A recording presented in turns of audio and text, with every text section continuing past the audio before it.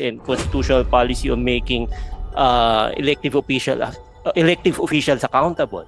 Singh did not say, Justice Singh did not say strict scrutiny. He said postponement is an exception. Setting law which will again deprive the people of their fundamental right. Sir, your position and your comment on this bill? Thank Then you we'll very have the NYC. Thank you very much, Mr. Chair. No, Lente actually also opposes this Do you have a legislative. position paper, sir? We will submit our position paper, Your Honor, within the week. Yes, sir. Within the week, sir. And just a couple of reasons, justifications for our opposition. First, the legislative measure so infringes upon a fundamental right. The fundamental right is really the right of the people to choose their own leaders. No? Secondly, since this is a fundamental right, any legislative measure will be subject to strict scrutiny. And this was enunciated in the opinion of Justice Singh, no? in the consolidated petitions. So the question is whether the current justification for the legislative measures qualifies, justifies the infringement of the fundamental right of the people, and really also the constitutional policy to conduct regular periodic elections and constitutional policy on making elective officials accountable. So, and that's the perspective of Lente. We don't believe that it does, Your Honor. I mean, there is sufficient justification for that. So, and that's the position of Lente, Your Honor. Sir, I read the Makalintal decision, the first and the second one. Justice Singh did not say strict scrutiny. He said postponement is an exception to the rule. Meaning generally elections should be held, meaning as a form of democratic exercise. But in the guidelines that they enumerated, he makes mention of postponement not being illegal, but being an exception to the rule. Yes, Your Honor. Since it's an exception to the rule, then the application of that exception should be very strict, Your Honor. So again, that's our belief, Your Honor. I respect that, sir, but that applies to the first bill on postponement. Nowhere in the first Makalintal decision does it speak of fixing the term, which may have the natural effect of postponing the upcoming one, yes. But that was distinguished in the second Makalintal decision when the fixing of the term was the one that was at issue. Therefore, the guidelines or the exception will not apply because it is not postponement. I know it's a very thin line, but it is a very thin legal line that the Supreme Court itself drew. Yes, Your Honor. I see the point of Secgen Alvia when he said we should decouple. But that is within the wisdom of Congress, whether to couple or decouple, as long as we are following the constitutional guideline of having one subject matter contained in the bill. And the subject matter of this bill is fixing, and it is in the title of the bill. Although the natural effect will, of course, be to postpone the upcoming one. Yes, Attorney Rosales. Yes, Your Honor. If I may read, no? So the logical conclusion in the future is that Congress may simply choose to defer, postpone, and delay the people's right to suffrage in the guise of term-setting laws. Now, Your Honor, if I may also add, no, there's this thing called the relative unconstitutionality. So all laws are actually examined in the context of the facts wherein that law was actually passed. So now, this is actually there was already a postponement before, Your Honor, of the BSKE elections.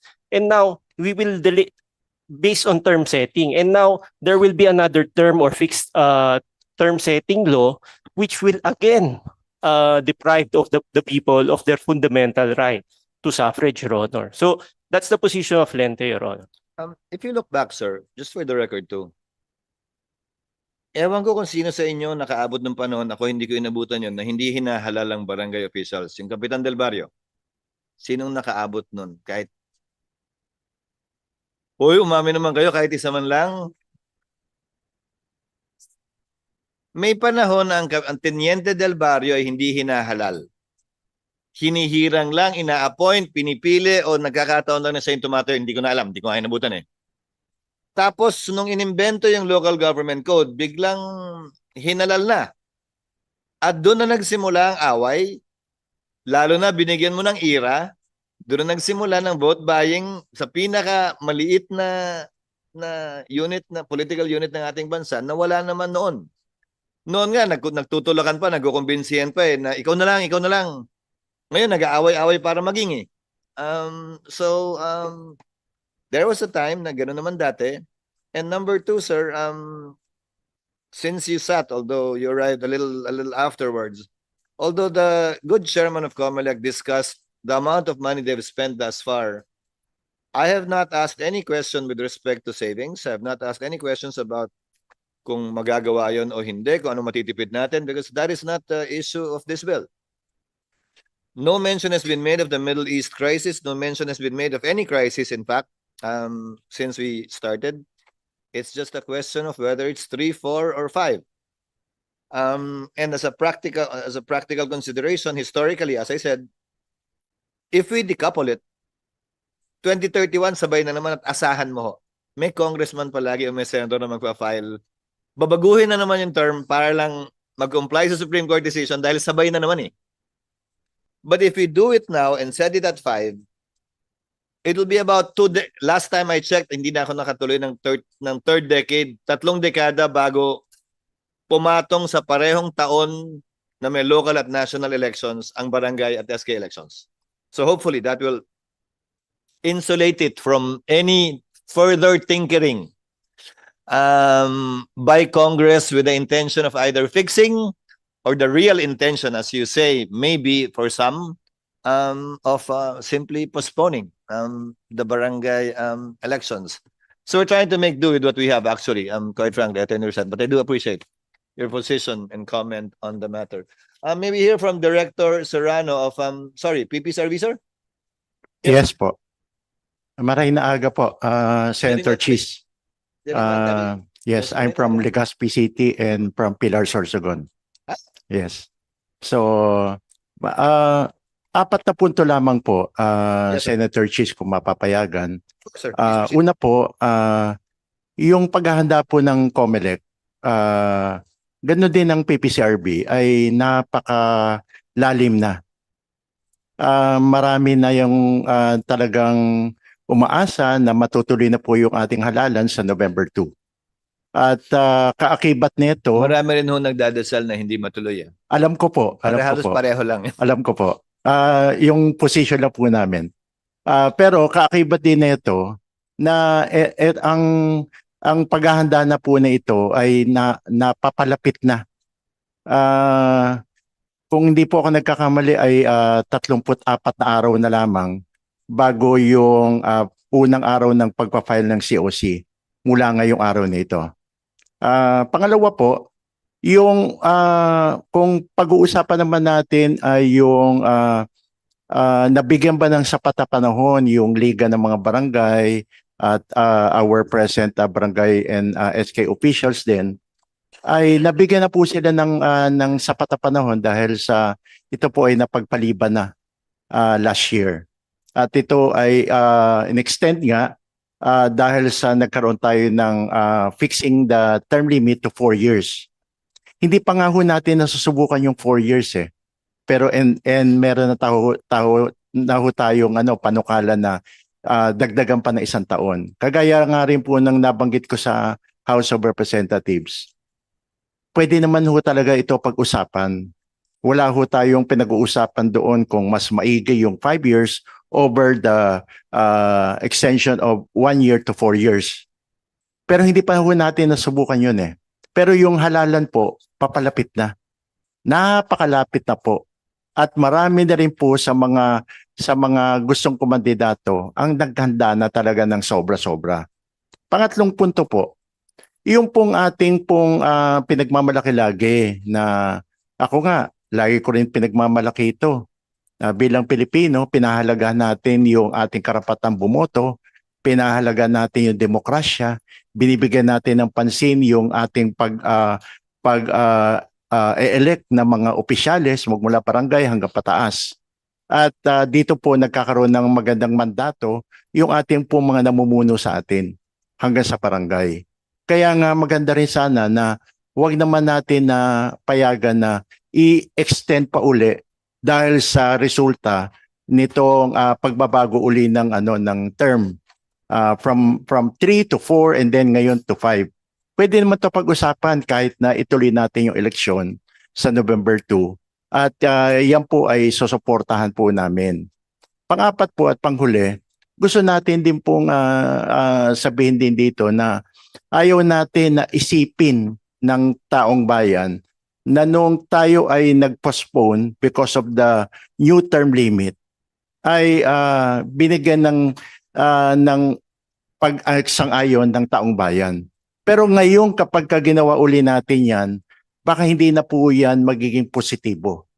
Maaring negatibo na po yung magiging idudulot nito kasi nga inulit-uli natin ng malapit na eleksyon. Parang katulad din nung December 1, 2025.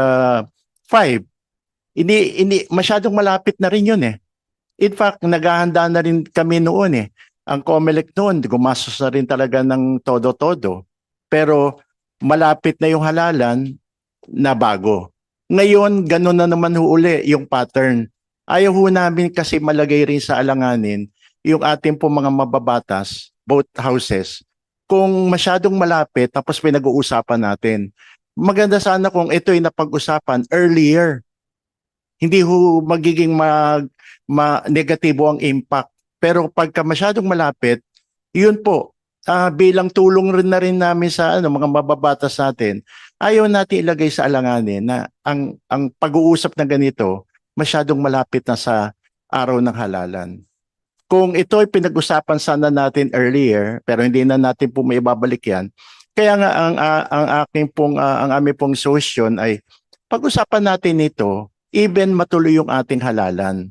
Hindi naman po natin talaga pinipigilan yung Kongreso para makapag-isip ng mas mga magagandang mga panukala.